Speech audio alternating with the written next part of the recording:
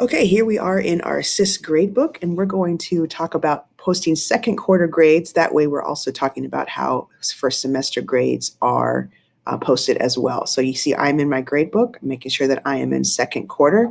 This is my brilliant class of scholars who all have 100%. Obviously, your gradebook is going to look a lot different. This is just for training purposes. So the first thing we want to do is hover up here to gradebook and then go to assignments. Now here in assignments, I can see all the grades that I have posted for second quarter. Now, obviously you're going to have a whole lot more because you have whole 9 weeks, but this is just for training purposes. So I'm going to go over here to grading periods, and this is where I want to make sure that all of my grades are included in second quarter since that's what I'll be posting.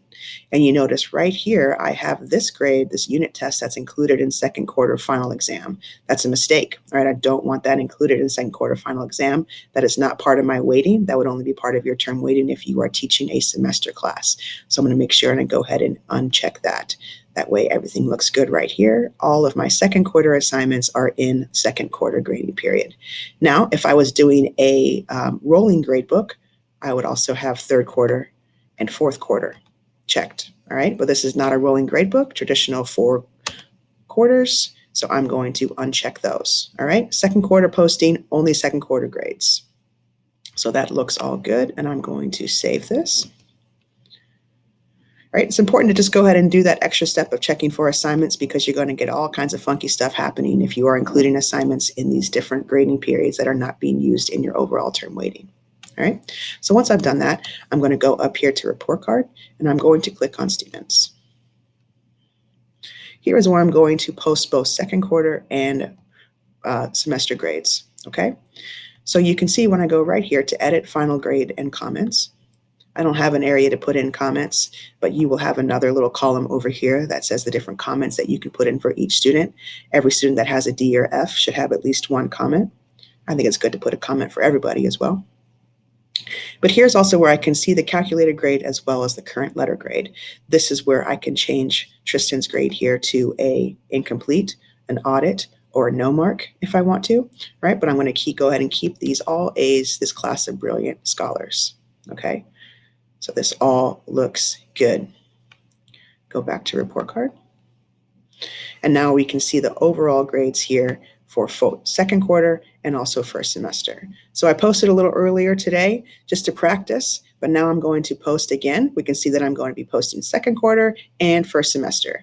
These are all going to be NA or blank because they're not part of my term weighting. I'd only be using these categories if I was teaching a semester class. All right, so I click post. And there we go. We can get this little grades have posted successfully, little alert that comes up. But I also, what I'm always looking at here is the last posted. So you can see it was last posted at 10:08. It's 10:09 right now. So this has posted successfully. So I posted the 100% A, right, for both the second quarter and the first semester. Okay, I'm going to see these skipped here, nothing here, because I am not using those categories. That's why you're going to see the NA. Okay. Now, if you are not getting a semester grade, that's because you have not set up term weighting to include a semester average. That's a different video on setting up term weighting, so make sure that you do that, or else you will not be able to calculate semester grades. All seniors should have a semester grade. I think it's good practice to do it for all students, but at least all seniors should have that semester grade. All right, so that's just the basic steps of posting your grades. Check the assignments, come in here to report card and students, add your comments, and then you post. So look for that nice little alert up here that says you posted successfully, as well as these dates and times that show me that you have posted successfully. Okay, I can see this in your gradebook as well. So if you ever want to shoot me an email and be like, hey, Summer, just making sure that I posted grades okay, I'm happy to check as well, because I will also see this and see any errors that might have come up. Can't edit your gradebook, but I can observe it. All right, let me know if you have any questions. Otherwise, happy posting.